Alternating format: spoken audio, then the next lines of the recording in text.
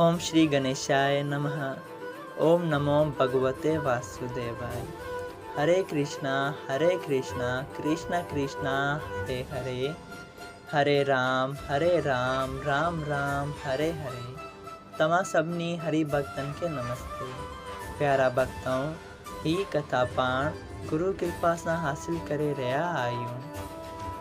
श्री गणपति सरस्वती जो दरे ध्यान करया थो मां भागवत महापुराण जो बयान, जंहिंमें व्यासदेव ऐं सुखदेव जी कयो आहे श्री कृष्ण लीला जो गुणगान। सभई चो जय भागवतम महापुराण। प्यारा भक्तों, कल कथा में पाण ॾिठो त सौंक जी ऐं 88,000 रखेश्वर सूत जीअ सां ज्ञान जूं ॻाल्हियूं कनि था ऐं ज्ञान हासिल कनि था। अॼु पाण श्रीमद् भागवत महापुराण साहिब जे पहिरें स्कंद जो ॿियो अध्याय शुरू करे रहिया आहियूं, जंहिंजो नालो आहे सुखदेव जो वन में तप करण वास्ते वञणु। जॾहिं सौंक जी ऐं 88,000 रखेश्वरनि सूत जीअ खे भॻवान जी लीला जी कथा ॿुधाइण लाइ चयो, तॾहिं सूत जी तमामु घणी ख़ुशी ऐं आनंद में भरिजी पहिरियां ई श्री सुखदेव जे चरणनि जो ध्यानु कयाहीं, जंहिंजे सत्संग जे करे सूत जी श्रीमद् भागवत महापुराण साहिब ॿुधो हो। सत्संग मतिलबु सचन जो संग। उन खां पोइ सूत जी पंहिंजे गुरु वेदव्यास जे चरणनि जो ध्यानु कयो ऐं आख़िर में श्री श्याम सुंदर जे चतुर्भुजी रूप जो मन में ध्यानु करे उन खे दंडवत प्रणाम कयाहीं ऐं पोइ उन्हनि रखेश्वरनि खे चयाहीं त आऊं अव्हां खे श्रीमद् भागवत महापुराण साहिब जी कथा थो ॿुधायां, जंहिंमें भॻवान जी लीलाहिन जो गुणगान थियल आहे। कृपया हिन कथा खे चित लॻाए ॿुधिजो। पोइ सूत जी चवनि था त जंहिं वक़्तु सुखदेव जी माउ जे पेट मां जनमु वरितो, उन वक़्तु सुखदेव जी मुरली मनोहर जे तप करण वास्ते घर खां ॿाहिरि निकिरी वियो ऐं वन जो रस्तो पकड़ियाहीं ऐं मन में वीचार कयाईं त अगरि हिते रहंदसि त मुंहिंजी शादी कराए छॾींदा। इन करे हाणे ई वन में वञी हरि भॼन करणु वाजिबु आहे, जंहिंमें संसारी माया असर न करे। जॾहिं वेदव्यास जी पंहिंजे पुट जो इहो हाल ॾिठो ऐं पंहिंजे पुट खे वन ॾांहुं वेंदे ॾिठो त पाण बि खेसि पोयां डोड़णु लॻो ऐं सुखदेव जी खे चवणु लॻो त ए पुट, तूं बि ऐं मुंहिंजी ॻाल्हि ॿुध। पर सुखदेव जी महाराज संसार खां अहिड़ो खटो थियल हो ऐं भॻवान सां अहिड़ी प्रीत हुअसि जो पंहिंजे पीउ वेदव्यास जीअ खे जवाबु ॾियणु चङो न सम्झियाईं ऐं मन में वीचार कयाईं त मुंहिंजे पिता खे ॿुढापण में बि संसारी माया लॻल आहे।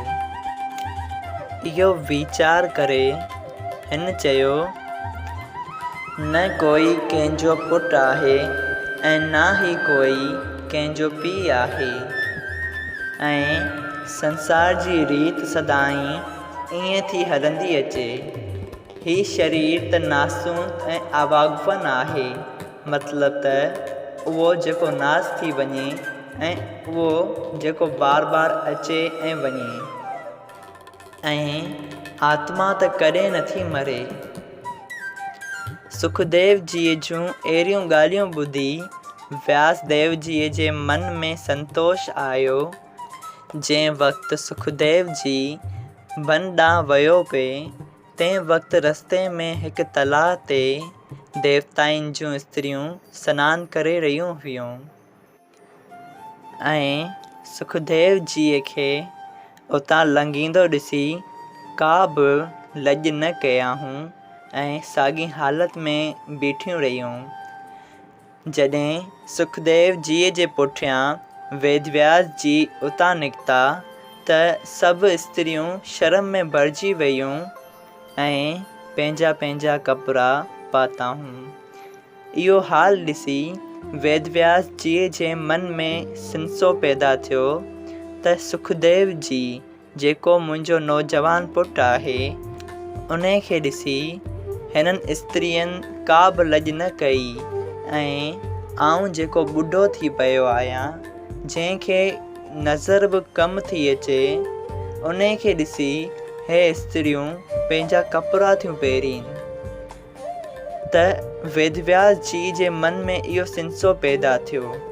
तॾहिं उन्हनि स्त्रियुनि अंदरूनी ताक़त सां वेदव्यास जीअ जे मन जे हाल खे सम्झी चवणु लॻियूं त ए व्यास जी, अव्हां खे मर्द ऐं औरत में फ़र्क़ु ॾिसण में ईंदो आहे, लेकिन सुखदेव जी त परमहंस आहिनि, तंहिं करे उनखे स्त्री ऐं पुरुष में को बि तफ़ावत मतिलब त को बि फ़र्क़ु ॾिसण में नथो अचे।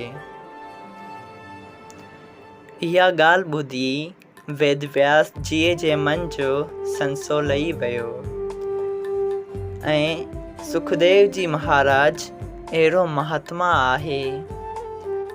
जॾहिं सूत जी महाराज सुखदेव जीअ जी चर्चा करे रहिया हुआ तॾहिं उते वेठल सौंक जी ऐं 88,000 रखेश्वरनि खे मन में संसो पैदा थियो त असीं जेके वॾा जोगेश्वर ऐं मुनेश्वर आहियूं उन्हनि जी चर्चा नथो करे बल्कि हिकु नंढड़े बालक सुखदेव जी वॾाई थो करे।